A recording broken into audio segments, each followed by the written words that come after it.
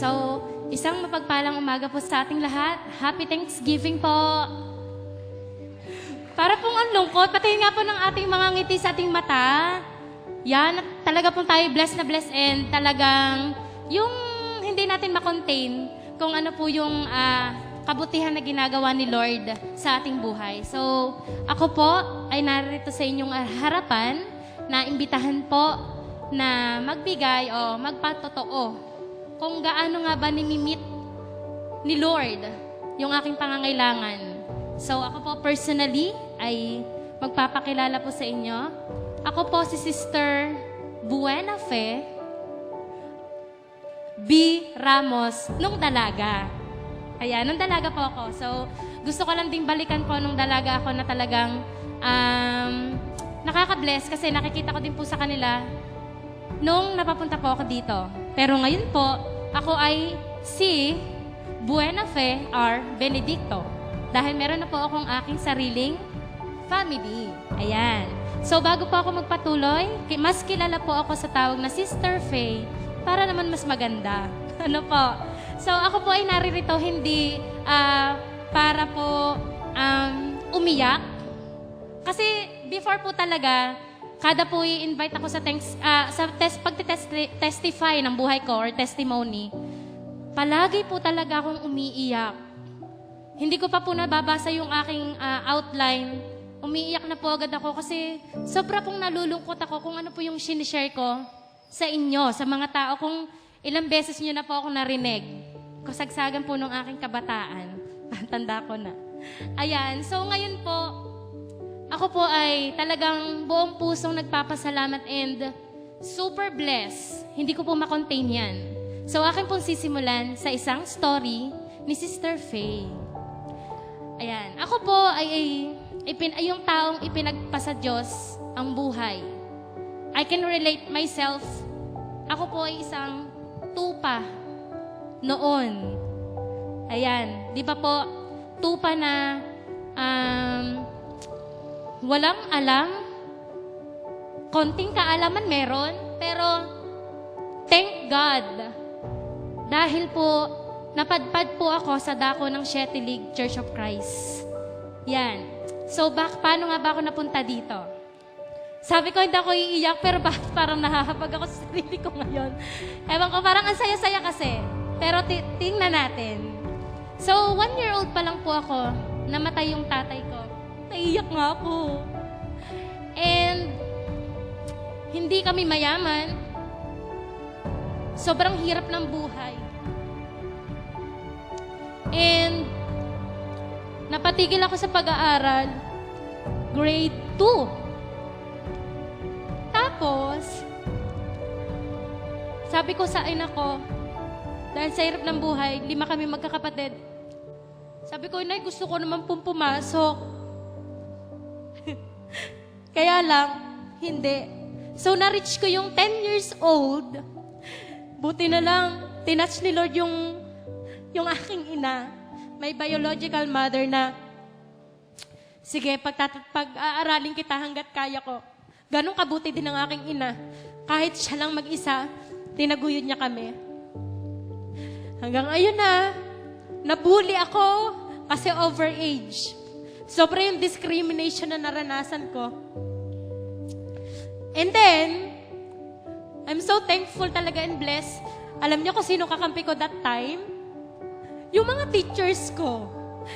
Kasi they treat me as hindi lang pupil, kundi anak. Nakaka-bless. So, hindi ko sila ma-mention lahat. Ang dami-dami nila. Lahat ng teachers. Hindi ako sip-sip na tao. Yun yung pinakang word na ayaw ko. Ang maging sip-sip. Di ba po? That's a negative word. And then, ayun po. Grade 6. Running for valedictorian. Ako noon. I'm so excited na mag-deliver ng aking speech that time. Pero, sinubok ulit ako ng Lord. Namatay naman po ang aking ina. Hindi, graduating po ako noon. And then, hindi ko na alam kung ano po mangyayari sa akin. Wala nang ama, walang ina. Tapos, nung last burol niya na, hindi ko po ito makakalimutan. Sabi ko kay Lord, Lord, kayo na po yung bahala sa akin. Kayo na po ang bahalang kumilos sa buhay ko. Bigyan niyo po ako ng sign. Totoo po ito. And then, ang daming pinto, bintana na nagbukas para sa akin. Imagine how thankful I am. Kasi, ang daming gustong umampon sa akin that time. Kasi nga nangihinayang po sila sa akin. Praise God dahil binigyan niya ako ng knowledge and wisdom kung anong meron ako. Karunungan talaga. May pagmamalaki ko yan. Dahil alam ko, I'm proud na dala-dala ko yan until now. Ang dami nila. And then, yung teacher ko ng grade 6, my advisor, siya po yung talagang napaginipan ko. Totoo po ito. Kasi sabi ko, Lord, bigyan niyo ako ng sign. Napaginipan ko to. May honor po kasi sila na nasasakyan. Sa panaginip ko po, nakasalubong ko po sila and then pinasakay nila ako sa owner. Then yon, alam ko, Lord, ito po yung sign. Di ba ang galing? Talagang mapapa-thank you, Lord, ka na lang sa nangyayari sa buhay ko na akala ko wala na ako. Talagang I'm a sheep na walang pastol. And then, after that, syempre po, ang inay cheat, breadwinner, may sakit ang tatay nun. So, pinaampun ko po yung sarili ko sa inay cheat. Kasi naniniwala ko kay Lord na hindi niya ako bababayaan. And yes, bless, nagkaroon po ako ng another nanay, ang inay cheat. And then, ayun na po, na-reach ko ang high school. Nag-take po ako ng ALS kasi overage ako. Nag-take po ako na hindi ko akalain na makakapasa ako. Magka-college na ako.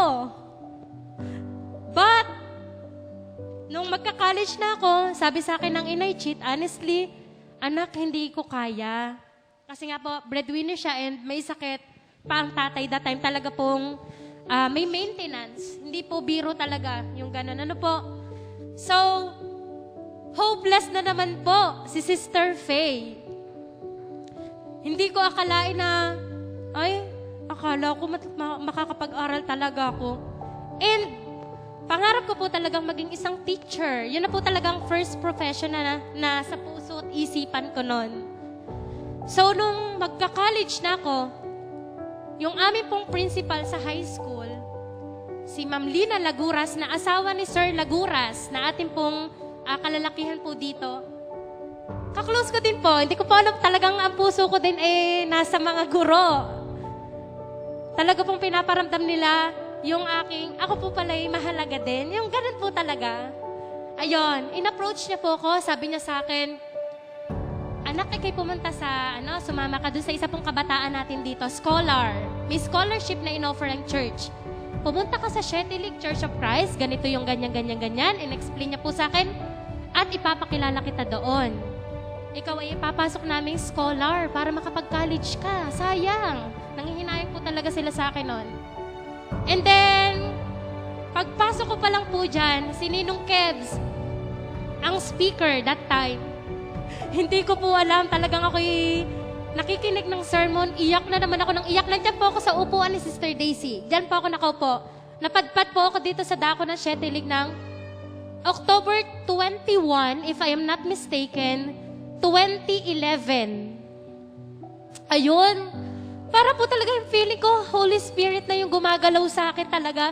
Iyak ako ng iyak, parang, ang dami ko palang pwedeng maging nanay, mga kababaihan na bumabati sa akin nung pinakilala ka, ganyan. Parang welcome na welcome agad ako.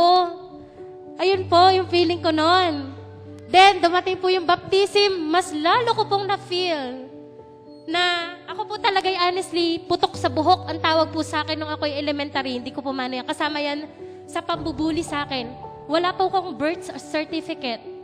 Inayos lang po nila yun kasi nga po, sa hirap ng buhay talaga, sabi pa nga po sa amin nun sa Kapitolyo, sabi nun, kasi yung nanay mo pinabayaan na lang kayo, ganyan. hindi ko po masisisi ang nanay ko kasi kita ko naman po ang kahirapan ng buhay namin. It's a part ng aming buhay. Pero hindi po ako nagpadala sa mga negative words na yon. Bagkos, natutunan ko po nung naririto na ako sa Siete League. Piniprepare ako ni Lord sa maraming bagay. Anak, hindi ka pa dyan magtatapos. Marami ka pang pagsubok na pagdaraanan. And then ayan. So how did God meet your deepest need? What is my deepest need? Magkaroon po ng family talaga. No man is an island. Di ba po? Ang dami po ninyo. Kaya I'm so blessed. Kada nakakakita ang figure ng kababaihan, kalalakihan, kasi hindi ko talaga naranasan ng may tatay. Ang galing ni Lord kasi binigay yun sa akin ni Lord. Praise God. At ito na. Nakapagtapos po ako ng pag-aaral. Naging guro na din po ako. And waiting for my license. In Jesus' name. Sobrang dami pinagdaanan. Ganon. Biruin niyo po. Grade 2 pa lang ako. Hindi ko akalain na makakapagtapos ako ng pag-aaral. Pero, wow. I'm so proud of myself. Thank you, Lord. Kasi, degree holder ako. And then, I have met my loved ones. Ang ating pong si Benedicto.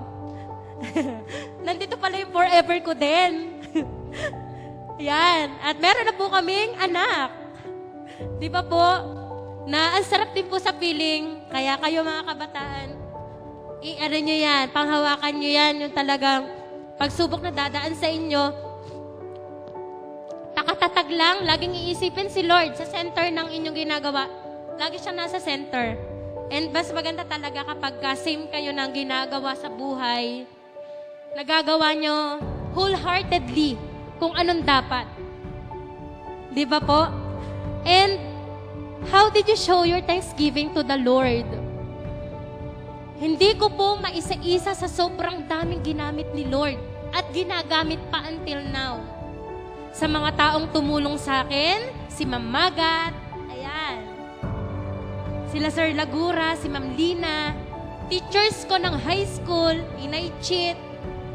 Sa mga bagay na binago ni Lord sa akin yung ugali ko noon, alam na Ate Beth yan, how sumpungin I am, yung mood ko, alam din ni Ninong Kebs yan, ang galing ni Lord.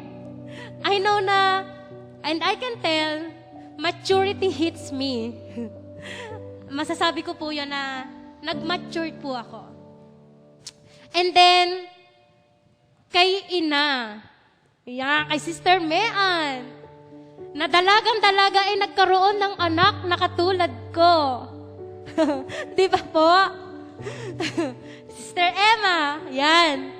Nakaka-bless kasi si Ina talaga hanggang ngayon po. Yes. Karapat dapat po talagang palakpakan si Ina. With all na aking pinagdaanan, andyan po siya. Thank you, Ina. Kain tayo later. Ayan. Hanggang ngayon, kay Mavis, sa aking asawa, sa aking in-laws, kay Kuya Randy, sinusuportahan po kami mag-anak. Di ba po? Nakaka-bless. Ang galing ni Lord. Talagang God will provide in all aspects of my life. Sa ating pong lahat. At talaga pong pinapatunayan ko yon. And, yan po, churchmates, lahat po kayo. Alam niyo po yung isa kong big blessing talagang gusto kong ipagmalaki. Nung ikasal po kami mag-asawa dito, and ang dami ko pong naging nanay at tatay. Ninang Beth, Ninong Doc, di ba po? Ang sarap sa pakiramdam po. Nang noon, nangangailangan ako ng pamilyang aakay sa akin, magpapaalala ng mga bagay-bagay. Ang dami niyo po. I'm so blessed with that po. Praise to God. And, yun nga po, gaya ng sabi ko, hindi naman pwede na kung ano yung, alam natin na God will provide. Pero dapat ba, hanggang ganito na lang? Siyempre may gagawin tayo, especially po sa ating mga kabataan, ha? Kailangan, panghawakan natin na may ginagawa tayo. And let God do the rest. No, let's do our best palagi sa atin pong lahat. I'm not perfect, pero yun po talaga yung ina-apply ko sa buhay ko. Talagang thank you, Lord. Walang katapusang pasasalamat for everything. And ayan po, always giving back my thanksgiving to our great Lord God na sa mga pagsubok nito, alam ko na talagang piniprepare ako ni Lord step by step. Ang galing niya nga. Ang dami niyang beses sa akin nagsabi ng no. Pero I know this time, mapapayas na ako sa aking license. Waiting for my license na lang. Yun lamang po at maraming salamat po. Thank you, Lord, for everything. God bless us all po.